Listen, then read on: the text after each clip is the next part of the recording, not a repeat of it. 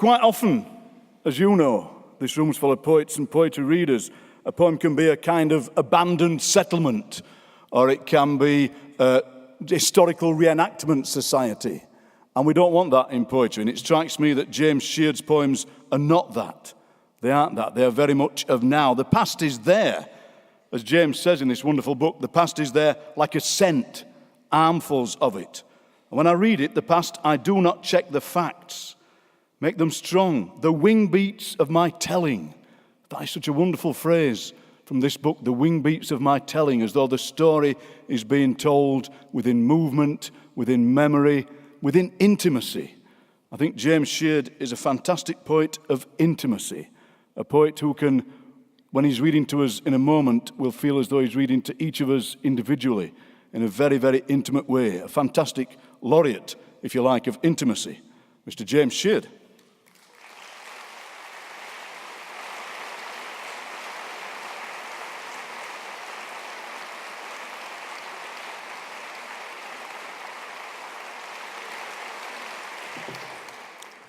Thank you. Hello. Good Lord, so many of you, all looking lovely and attentive and judging slightly. I was talking to some poets a few weeks ago about the typical moments from which poems arise, and one of them was middle-aged bloke looks out of darkened window. I didn't laugh at that one because I've got a few poems which are like that. And here's one of them. It's called Cardamom. Cardamom. Me, I'm in a place that once mattered, but no longer matters. And I figure, since it's late, that you're hungering for something that is like bread, but is not bread.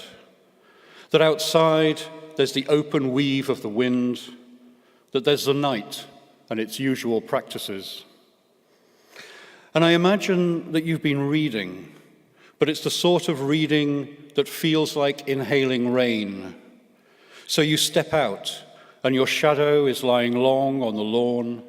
The flint of you is sparking, and bits of you are flying upwards, lodging in the night's lung. Yes, I'm in one of those places that once mattered, but no longer matter. Perhaps the alley bar at our back table, its scratches since sanded off, and its surface newly varnished.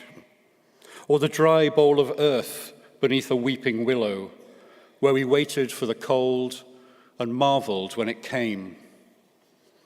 And we know, you and I, that there are some losses which are nothing more than a train slipping on an incline in icy weather, and that there are those which derail everything, blowing a hole in the house wall and leaving the wind to howl around an empty chair.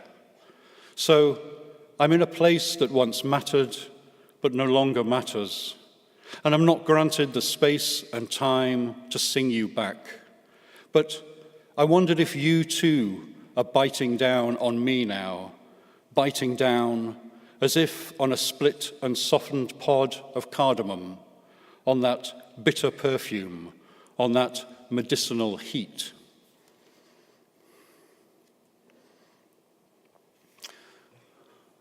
I think everybody needs a garment poem, an article of clothing poem.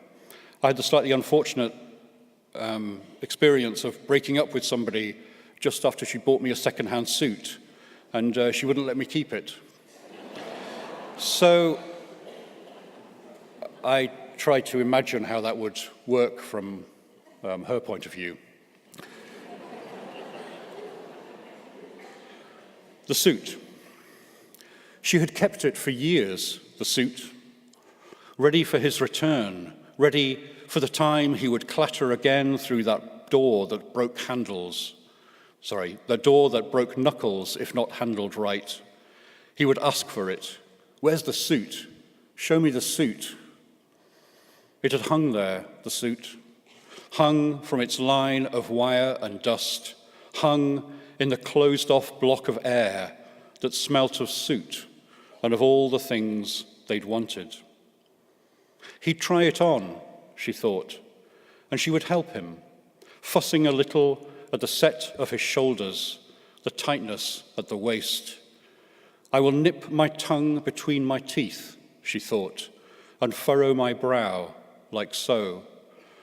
I will be lovely, utterly lovely, as a woman like me should be when bent to such small and loving tasks. It's a pretty unforgivable poem, that, and I don't expect you to forgive me for it.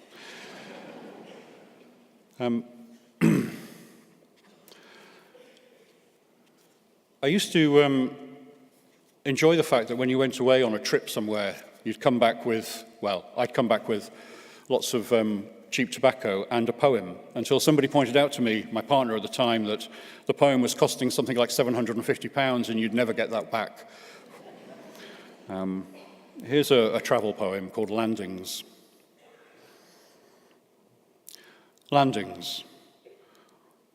We wanted a land where we could watch the weather, see how one hill drew down the drapes of rain and how another would flash its skin in a fall of sunlight. We wanted a land where the roads barreled straight over high, dry plains, the soil cooled to the frost point. It would stir in our drag, but show no sign of our passing.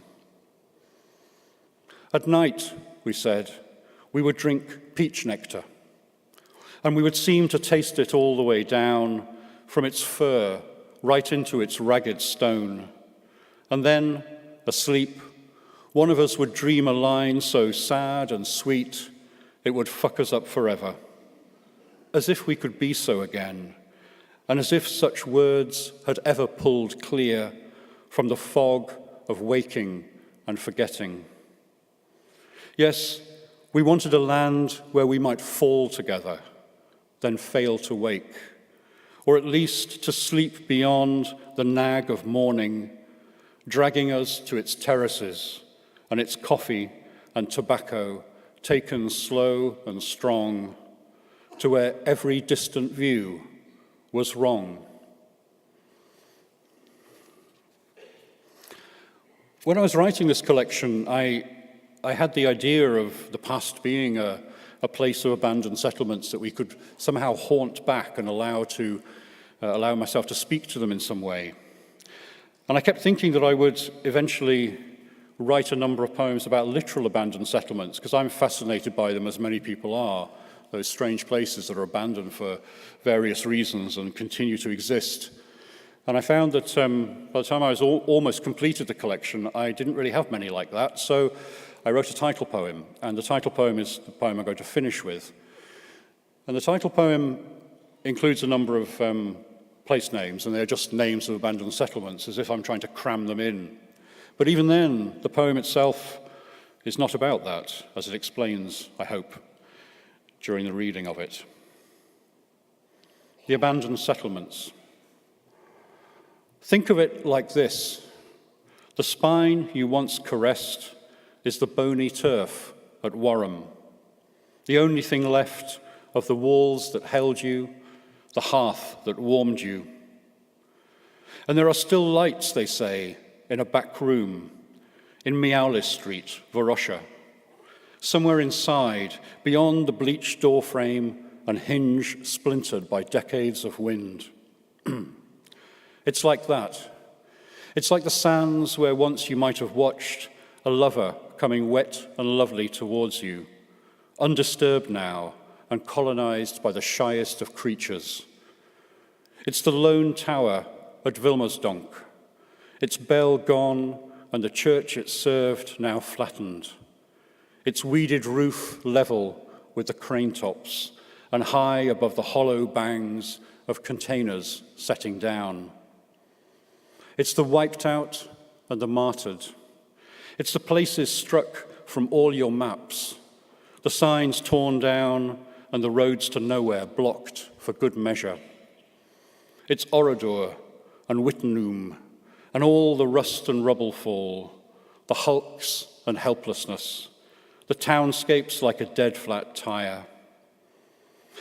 Think of how it twitches in our backbone, is seen dimly through the window at night, how it walks towards us in a stranger's body, how it sets itself in high memorial above the utter transformation of our lives. Love, that is, for love exists and then is ruined and then persists. Thank you.